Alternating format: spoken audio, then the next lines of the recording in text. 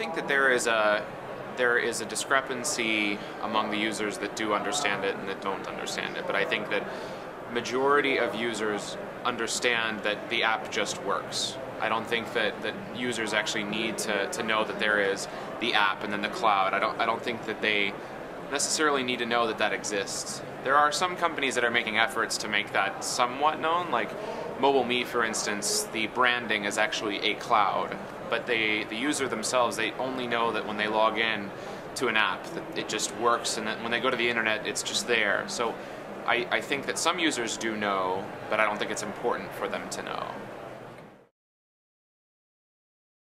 I think that, yes, utilities inherently don't rely on cloud services.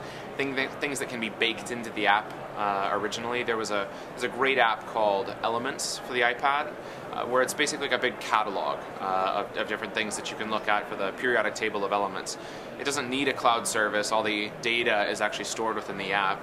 And I think there'll be great examples of apps like books and things like that don't need cloud services.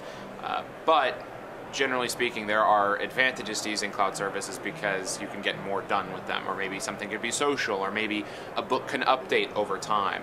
A cloud service doesn't necessarily need to mean that it's constantly interacting with the cloud and things like that. It could just mean that the content of a book gets updated and the user doesn't even need to know that that cloud service exists.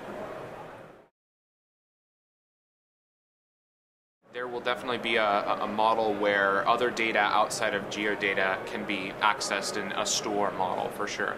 I'm not necessarily one to speak on that because I've been thinking so much about geo, but I have seen some great startups that have gone out and found government data and found various aquifer data and all these different things that somewhat relate to geo, but health data, all these things that you can go out and find. I think that there are startups that are making an effort to do that. I haven't seen any sort of definitive store for these kind of things yet, just yet.